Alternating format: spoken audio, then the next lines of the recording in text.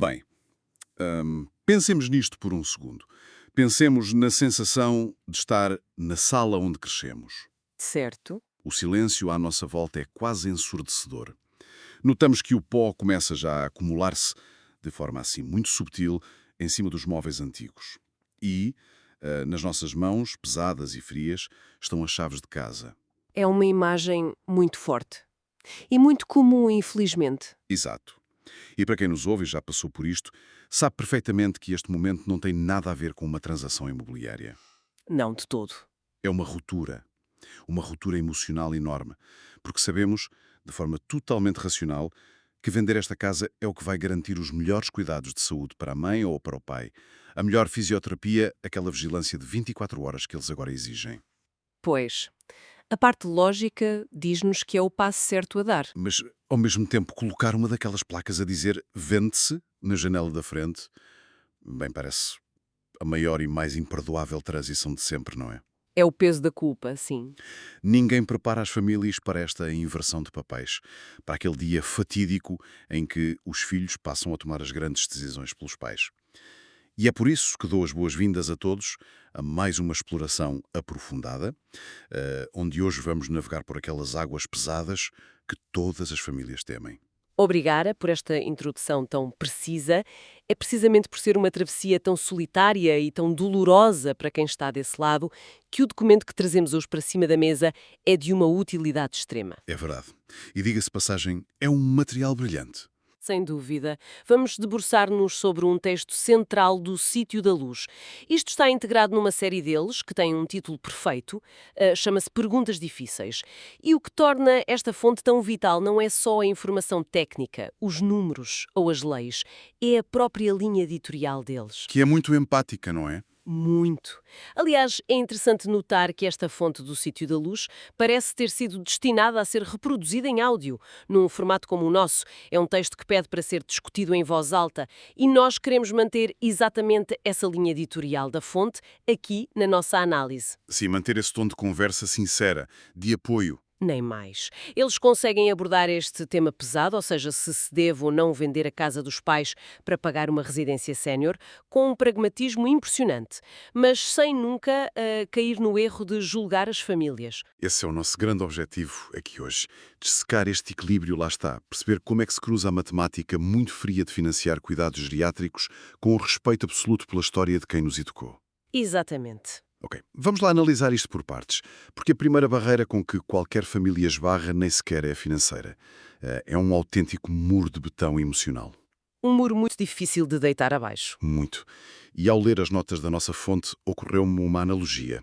Para quem cresceu num determinado espaço, a casa da família não é vista pelos filhos como um ativo imobiliário. Não é uma coisa que vai valorizar ou desvalorizar na bolsa. Quer dizer, Pois nós, pessoas, não olham para a casa de infância como um investimento? é mais como um museu privado. É o cenário físico intocável dos natais da nossa infância, tem, sei lá, as marcas de lápis na ombreira da porta onde fomos medidos ano após ano. As fotografias na parede, os tapetes. Exato. E até um cheiro característico na cozinha que o nosso cérebro associa imediatamente à segurança e a conforto. Portanto, o que eu gostava de perceber, à luz do que o documento levanta, qual é o mecanismo exato disto? De onde vem esta culpa tão esmagadora que paralisa as pessoas? Bem, essa imagem do museu privado capta na perfeição a essência do bloqueio. Porque o sentimento de culpa não surge de um apego materialista aos tijolos ou ao cimento da casa. Não é ganância, então? Não, de todo. Surge da forma muito particular como a nossa sociedade encara o conceito de herança e de sacrifício intergeracional. O texto do Sítio da Luz aponta diretamente para o cerne deste dilema. Ao desmantelarem esse museu, muitos filhos sentem que estão a apagar o sacrifício de uma vida inteira dos pais. Uau! A apagar o sacrifício. Sim. Sentem que estão literalmente a destruir a herança que os pais construíram com imenso suor, com noites sem dormir, com turnos extra, com privações financeiras ao longo de décadas, percebe? Pois, e vender a casa acaba por parecer uma confissão de fracasso pessoal. É exatamente isso. Na cabeça de muitos, é admitir publicamente que não se conseguiu proteger o grande legado da família. Ou seja, A culpa não é por se querer o dinheiro da venda para ir de férias, mas por se sentir que se está a trair o suor de quem ergueu aquelas 4 paredes com tanto custo. Lá está. Mas é aqui que o texto propõe um choque de realidade fascinante. Um choque de realidade que, confesso, achei bastante libertador quando o li. É uma mudança de paradigma completa. O que o Sítio da Luz faz é obrigar as famílias a repensarem a própria definição do que é o património. O argumento central deles é que o património acumulado por uma família não é um fim em si mesmo. Não é um troféu para ficar na prateleira. Exato. O seu propósito supremo não é ficar imobilizado no tempo só para ser passado intacto à geração seguinte, aos netos ou aos bisnetos. O património serve, acima de tudo, para garantir a dignidade e o conforto dos próprios construtores desse património, especialmente no momento da sua maior vulnerabilidade. Isso muda tudo. É focar em quem construiu e não no que foi construído. Sim, e a fonte tem uma frase que encapsula isto com tanta solenidade, que eu acho que merece ser o farol de qualquer família a passar por isto. Eles dizem que a verdadeira herança que os pais deixam é o amor e a educação. Certo? E que as paredes da casa devem servir para lhes garantir uma velhice segura e digna. Essa frase obriga-nos mesmo a respirar fundo. As paredes devem servir para lhes garantir uma velhice segura. É uma perspectiva que inverte completamente o cenário daquela culpa que falávamos há pouco. Totalmente. Transforma a venda, que inicialmente cheirava a traição, no derradeiro ato de cuidado e de honra para com os nossos pais. Nem mais. A mensagem do texto é claríssima. O maior respeito que um filho pode demonstrar não é trancar a porta de um edifício vazio e mantê-lo intacto como se fosse um mausoléu. É assegurar que o pai ou a mãe recebam a melhor vigilância clínica. 24 horas por dia, com os melhores profissionais. Precisamente. E se o se implicares equidar esse património financeiro, então o património está simplesmente a cumprir a sua função mais nobre. Certo. O argumento racional é imbatível. Mas deixe-me agora fazer aqui o papel de advogado do diabo e trazer a parte puramente humana e instintiva de volta à conversa. Força! É para isso que aqui estamos. Vamos assumir que a família até consegue aguentar o embate financeiro inicial sem vender a casa de imediato. Talvez os irmãos juntem umas poupanças, talvez façam cortes drásticos nos seus próprios orçamentos mensais. Manter a casa da família, mesmo que esteja de portas fechadas, não funciona como uma enorme rede de segurança psicológica para o próprio idoso. Uma âncora emocional, quer dizer. Exato. Retirar essa esperança do eventual regresso a casa não é, no fundo, uma crueldade clínica? Quer dizer, como é que se diz a uma mãe que acaba de dar entrada numa residência sénior que ela nunca mais vai voltar à sua própria cozinha, sem a destruir psicologicamente logo nesse primeiro dia? Essa é, sem dúvida nenhuma, a objeção mais comum que as famílias levantam e é compreensivelmente a mais dolorosa de verbalizar. É que a nossa intuição diz-nos mesmo que manter a casa traz conforto, não é? Que protege o idoso desse embate com a mortalidade. Mas o que é fascinante aqui é que a experiência clínica e a prática no terreno, que é relatada pelo Sítio da Luz, demonstra exatamente o cenário oposto. O posto. Como assim? Manter a casa fechada, ali, à espera de um regresso que o quadro clínico geriátrico claramente já não vai permitir, não traz paz de espírito absolutamente nenhuma. Na verdade, cria um limbo terrível para o idoso. Um limbo. Sim, alimenta uma esperança que, por ser falsa desde o início, se torna extremamente destrutiva a médio prazo. Destrutivo em que sentido prático? Como é que isso se prejudica no dia-a-dia lá dentro da residência? Prejudica porque impede o idoso de fazer o luto da sua antiga vida e de encerrar aquele ciclo de forma saudável.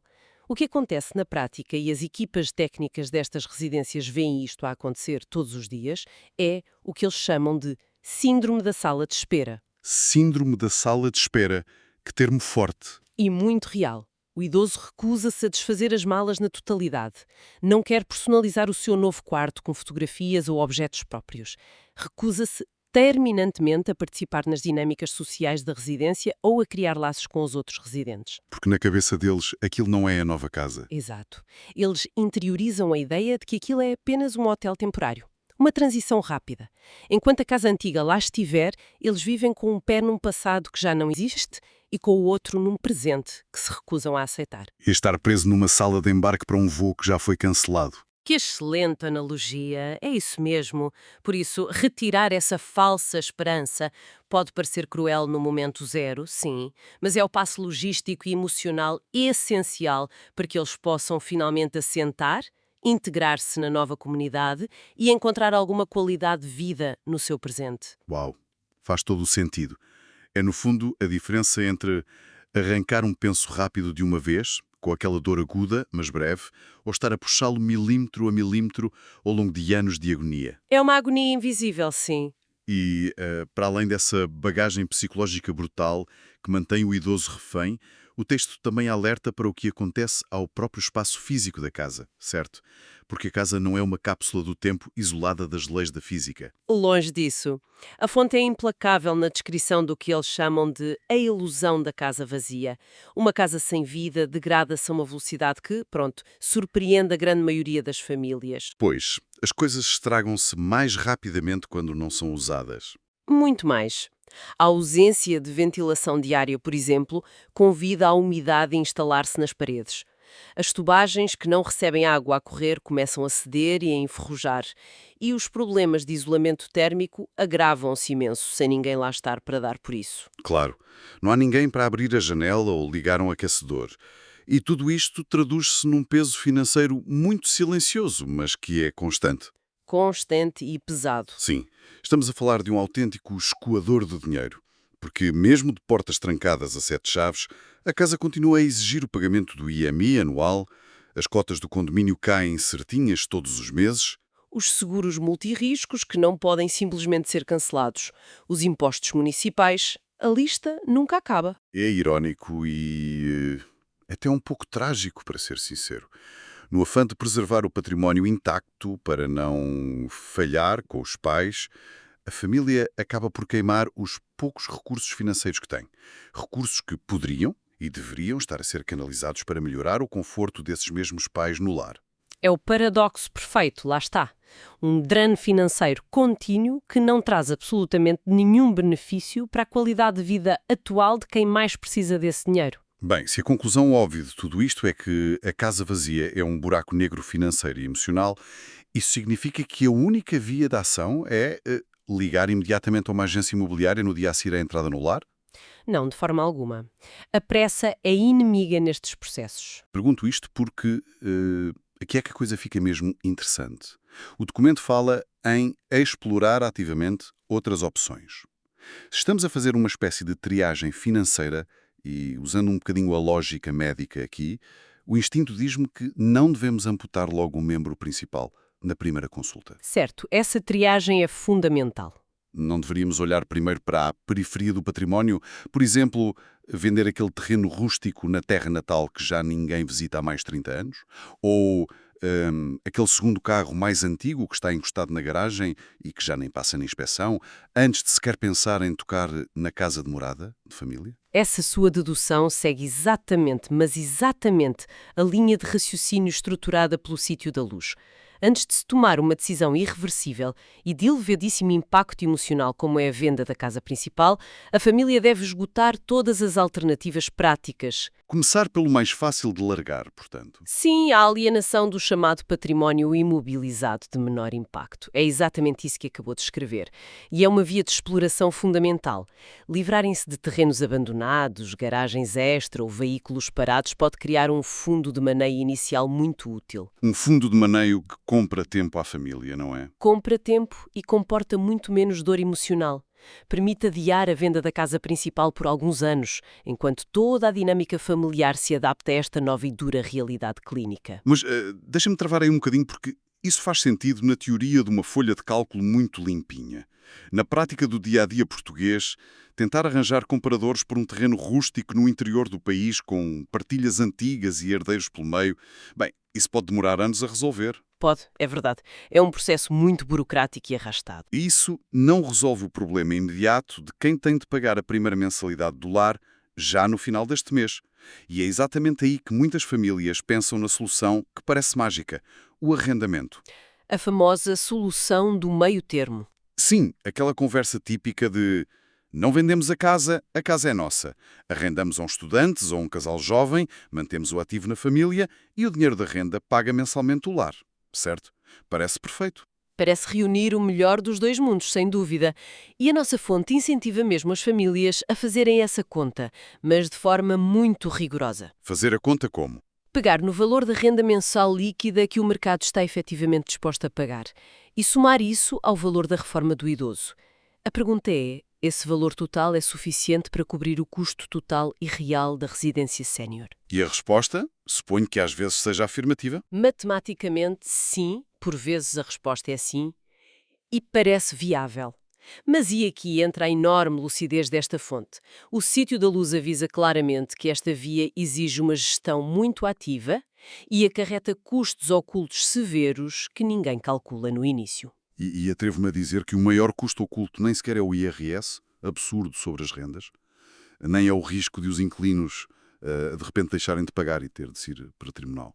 O maior custo oculto é emocional. Sem dúvida, o peso de gerir o espaço. É o custo emocional de ver estranhos a ocupar o tal museu privado de que falávamos. Imagina a violência psicológica para um filho de ter de ir à casa de infância fazer uma reparação na canalização e ver estranhos a arrancar as roseiras que a mãe plantou com tanto carinho, ou a pintar os azulejos originais da cozinha de outra cor qualquer. É um choque visual e emocional fortíssimo. Esse desgaste contínuo, mês após mês, a lidar com inquilinos e reparações, muitas vezes acaba por cancelar por completo o benefício financeiro da renda. É um ponto excelente e que ilustra perfeitamente o porquê de o arrendamento, nestes casos, não ser uma renda passiva. É uma fonte de stress profundamente ativa.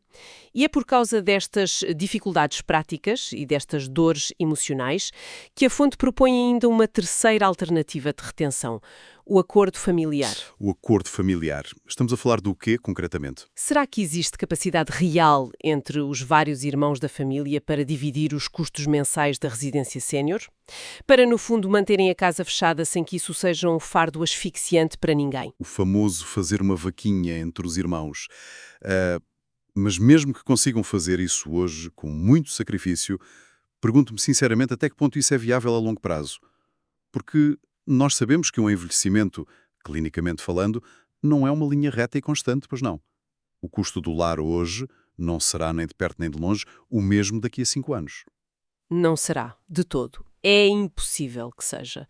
E ao fazer essa pergunta, entramos no conceito mais estratégico e vital deste documento todo: a sustentabilidade a longo prazo. Sustentabilidade a longo prazo. O Sítio da Luz é absolutamente perentório a avisar as famílias que o planeamento logístico não pode ser feito com base apenas no custo do mês que vem.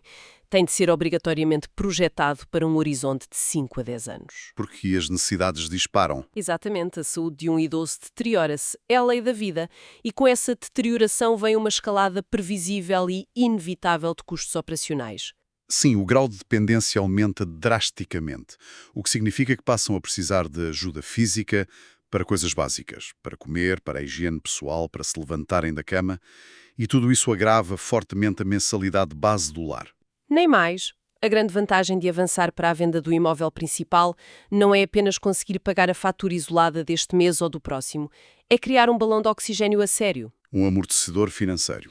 Sim, um fundo de saúde robusto que permite uma gestão muito mais digna e serena de todas as surpresas tristes que o envelhecimento traz.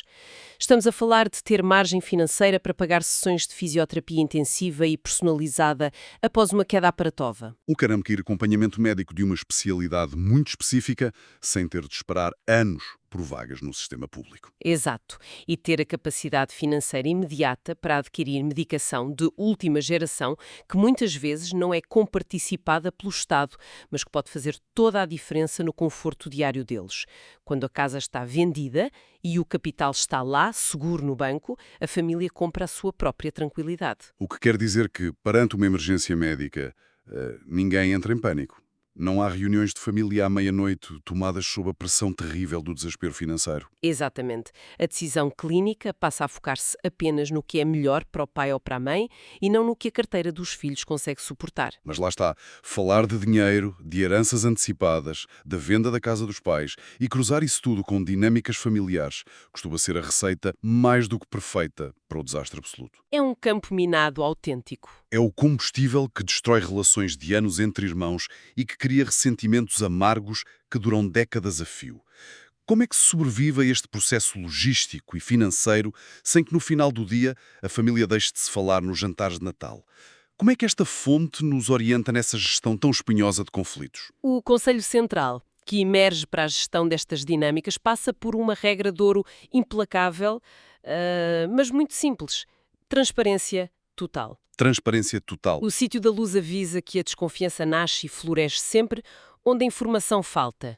Se um dos irmãos, e normalmente sabemos que é o mais velho ou aquele que mora mais perto dos pais, assume a rédea das decisões sozinho. E gera o dinheiro e as contas de forma meio isolada, não é? Exatamente.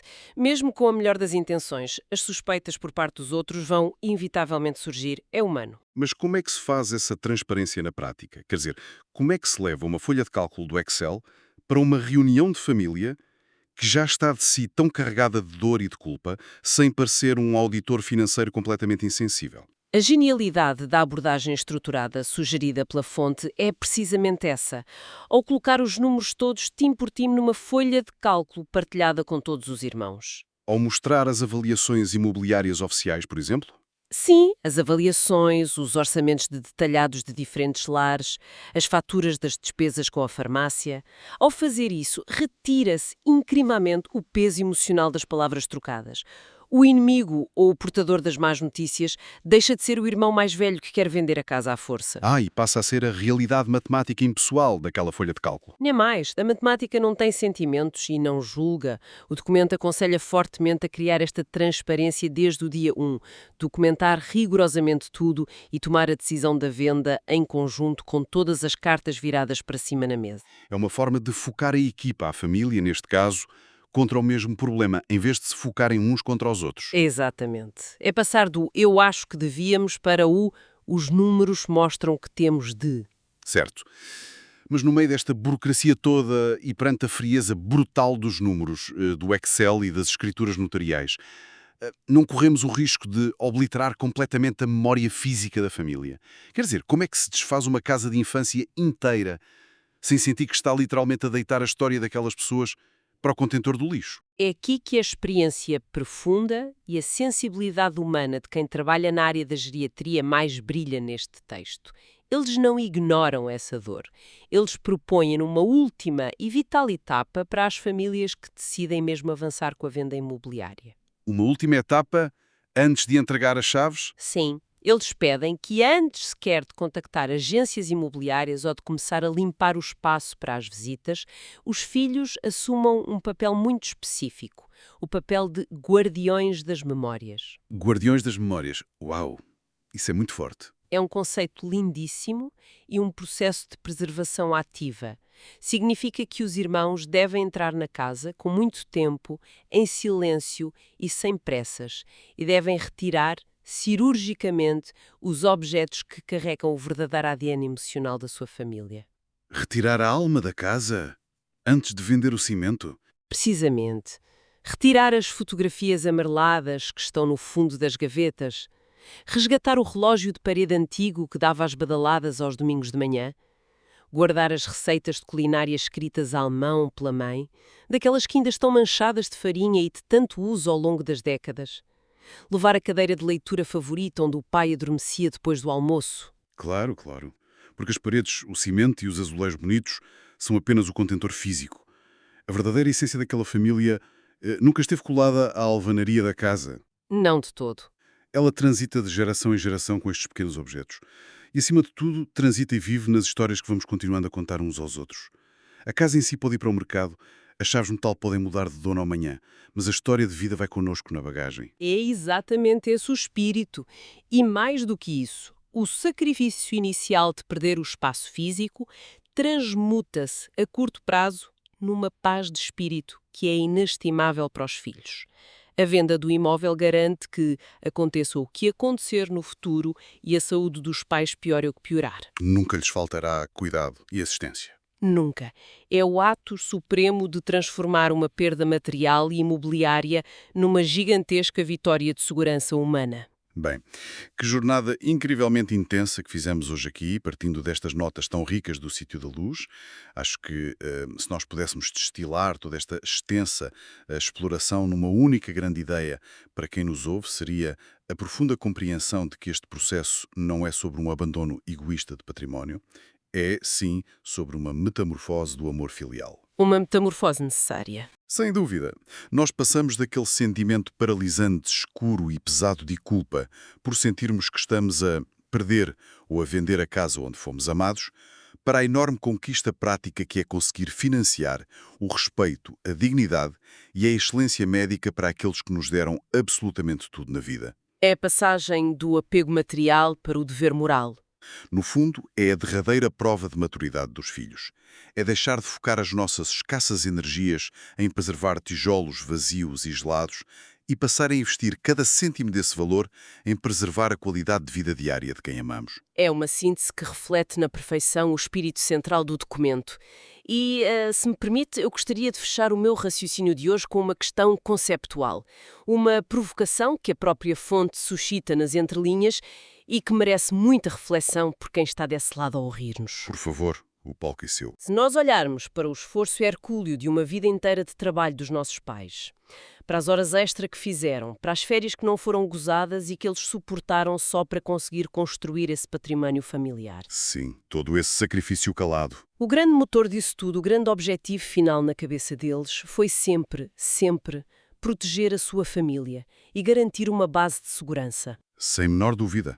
O instinto primordial de qualquer pai ou mãe é construir um abrigo sólido para que nada falte aos seus, especialmente no futuro. Então o que nós devemos questionar a nós próprios é o seguinte: não será que agarrarmos-nos nostalgicamente a uma casa de cimento, mantendo-a de portas fechadas, vazia e a degradar-se, enquanto os nossos pais estão numa cama a precisar de cuidados diários especializados, cuidados que o valor dessa mesma casa cobriria perfeitamente? Estou a perceber onde quer chegar. Não será que, ao fazermos isso por culpa ou por inércia, estamos, na verdade, a negar a essa mesma casa o seu propósito final e mais sagrado? Uau! O propósito último de cuidar, de proteger e de providenciar conforto para os seus próprios criadores, exatamente no momento de maior fragilidade e no momento em que eles mais precisam desse amparo financeiro e clínico. Que verdadeiro soco no estômago, mas no bom sentido da expressão. Fazer com que a casa cumpra a sua missão principal até o seu último dia útil, garantindo a salvação de quem a construiu. É uma perspectiva brilhante para todos guardarmos e mastigarmos mentalmente nos próximos tempos. É a melhor forma de honrar a casa e os pais. É, sim, senhora. E só o facto de sabermos que não estamos sozinhos no meio desta tempestade toda, de que existem opções logísticas estruturadas e conselhos tão válidos de especialistas que já viram milhares de famílias passar por estas exatas mesmas dores, Ajuda a desmistificar o processo. ajuda imenso a olhar para o futuro com muito mais clareza e com uma serenidade que antes parecia impossível. Quer quem nos ouve esteja a braços com esta decisão agora mesmo, a lidar com as imobiliárias e com os lares, quer seja apenas uma eventualidade para debater daqui a muitos e bons anos. Informação é poder e é paz de espírito. Nem mais. Muito obrigado por nos acompanhar em mais esta análise detalhada. Fico bem, cuido dos seus com todo o amor e carinho e quando o temido momento bater à porta, não tenha receio de enfrentar as perguntas mais difíceis de frente. Até à próxima.